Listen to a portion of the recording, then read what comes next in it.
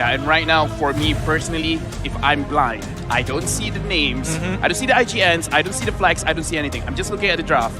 Blacklist International, they have an amazing draft. Like, based on the draft itself, it's, you know, it's looking pretty clear that they have a pretty good advantage going into the game before the game even starts. Yep, it's just a clean approach. I mean, you have the Eve and Ruby in mid, and already it's a straight line.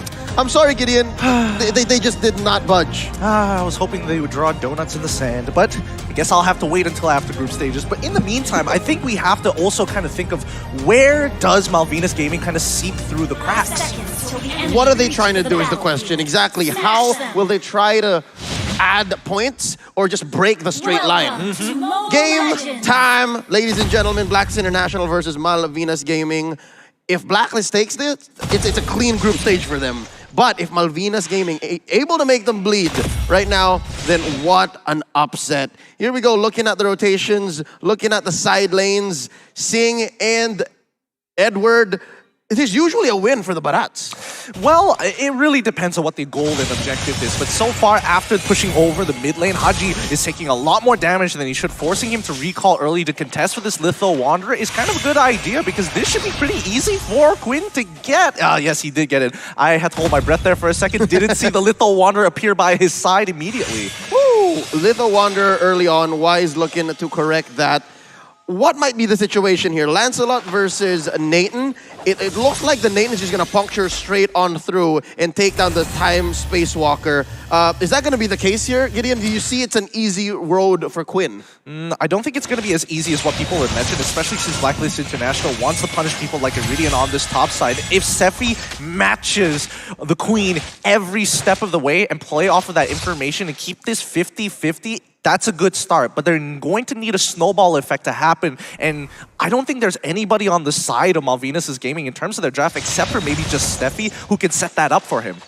I love how Steffi actually picked the Matilda here to help confirm kills with Adrian, but now Haji's in trouble. First blood's gonna be drawn. Steffi takes him down. Would have been better if it went to Adrian, but a kill is a kill, gold is gold from Malvinas Gaming.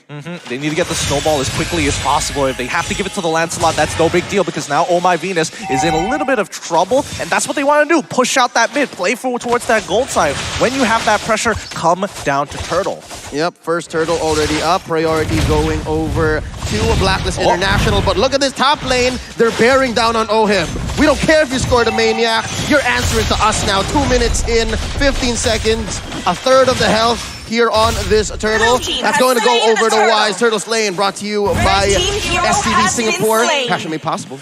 Did you know that Singapore is not just one island, but 64? 64. 64. That I just learned that very recently. They got 64 offshore islands, including Sentosa, the one that we're staying at, Pulau Ubin, and sister islands. That's amazing. But right now, looking back into the game, Malvinas Gaming, oh, looks like Quinn is in danger. Oh, he's fine. He's fine. Haji's got Oheb's back, but just the same Steffi could give a shield here to Quinn, dash out to safety. I like how despite Blacklist's take on the Turtle, Malvinas still understands that we can kind of push it further. Yeah, the thing is, what I like about this game, right? Malvinas Gaming, they won the lane. Early game control on the lane has been very good for Malvinas Gaming, and when Blacklist International, they took the Turtle, they didn't even try to contest it just because they know if they go for the Turtle fight, they're actually going to lose. Right now, looking at the itemization, Harley is going for, oh, but it looks like Zing is going to go down, and that's a kill for the Queen. Maximum range, and they're looking to trade up top. Malvinas Gaming trying to spot out Oheb, but Haji's got his back, and they're going to let it happen. They're going to let this through. It's a 3-man, make that a 4-man. Koopa counts, push. Early on, 3 minutes in, they're gonna take down this turret. No more shields. That just shows how much pressure Malvinas Gaming put here. Gideon, how is it gonna affect Oheb's farm? Well, honestly, let's not even talk about Oheb's farm. Malvinas Gaming right now, it feels like this is rehearsed. It feels like they've done this a lot of the times. These rotations are a little too telegraphed for their side. In Blacklist International, it feels like they're following into this. They're trading side by side, but Malvinas seems extremely prepared. Oh! But they find some refuge in mid. There's a push in bottom, and now they're going to try to make some way in mid. Blacklist International trying to reclaim and show us exactly where this 1,000 gold lead is coming from, 3-1. Yeah, but coming back to Oheb's farm, yes, he's going to lose a little bit, but as you mentioned, the retribution is great on his side, getting 2 kills, allowing him to try and stabilize. Yeah, Wise is actually not dying. Again, we talked about how the Lancelot should be giving him hell. This is great now. Oh, Phantom Execution coming in. Haji answers with the I'm offended, keeping him in place. That's the Queen with the real world manipulation. Steffi answers back with the Circling Eagle, and they're all still alive. What discipline from Malvinas.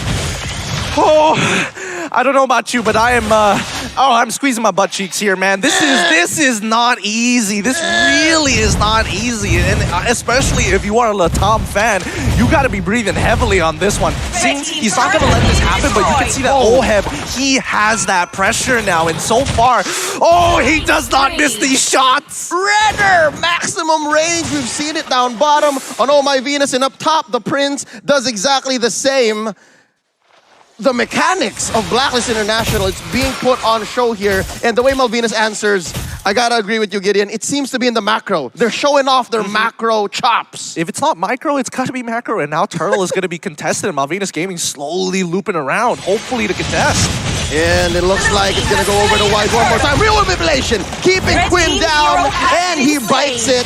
That's why he's taking the kill. Another one for Oheb. Steffi looking low. The Void Crystal helping Wise confirm the kill. Adrian's walking away. Detna's welcomed by Singh. You go under the turret, but Wise gonna survive nonetheless.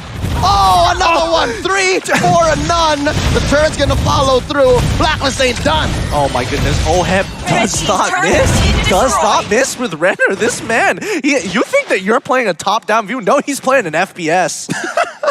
Yeah, right now, the way that I'm looking at this game, it kind of feels like I just gotta shut my brain off and just admit that giving Eve to Oh My Venus and giving Beatrix to Oheb it's just the reason why they're looking so good right now. In fact, let's look at the replay, and actually based on their draft, they can win basically 80% fights around the riverside, because again, look at that range on their real world manipulation. Anyone stuck inside, especially when we're looking at the Lancelot. Lancelot cannot do much. He's going to take a lot of damage. And then look at this, Oheb talking about damage.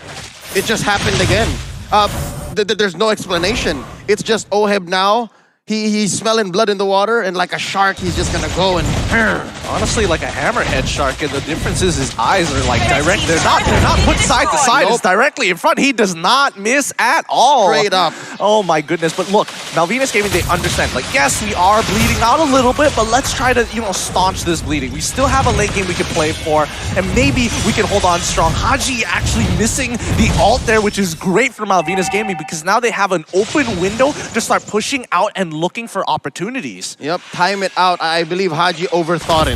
Like he overthought it, and he was looking for the bait, but it just wasn't there. Oh My Venus now picking up the Genius Wand. Teamfights are gonna hurt now. Teamfights are gonna hurt, and Malvinas is not gonna be able to just pull the same fist-clenching discipline play. Something's gonna go. Something's gotta go. Yeah, and now the siege has already continued on to that mid-tier 2, and that's what they want to do. Team fights like Blacklist always is. Oh, there goes Koopa. Not gonna save Adrian. Oh, Heb is godlike. 701. It's like his farm. It's like his turret wasn't even taken down in the early, man. Now Singh is going to get a little bit of revenge. Haji taken down as well. 2 for 1 here. Blacklist may have overstayed their welcome.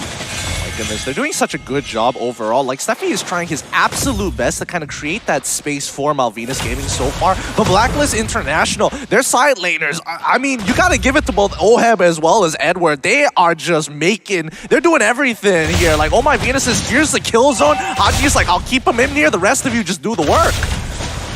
I didn't notice Edward did not get any kills. No stats on his Festival of Blood, but he's sitting at 0-0-6. So he's good at setting up. He's great at keeping Malvinas at bay.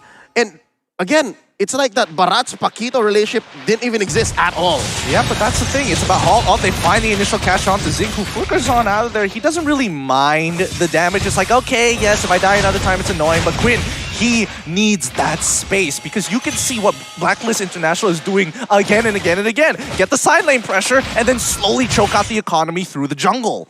The maximum range on not only the Renner, but even the Void Crystal, it extends it. Now Oheb switches over to it. They're looking to take down bottom lane, make space for that Lord that's spawning over on the upper left corner of the map. It seems like, as you said earlier, Gideon, Malvinas, it's so orchestrated. It's a master plan, but Blacklist read it back to back. Yeah, I think Unfortunately, I think the game plan stops once they fallen down here. They immediately find the catch and maybe some kind of retribution or wise, possibly. Oh no, Quinn came in.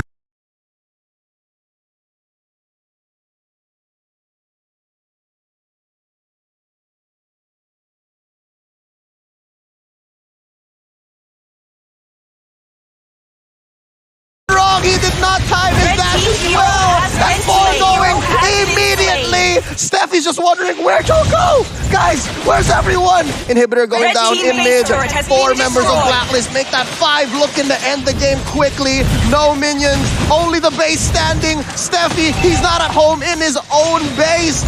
It's gonna be Harley coming in. Is there time? No, the answer is no. It's over. Blacklist International takes game. What a game that was. Blacklist International just showing off at this point why they are the favorites to win M3.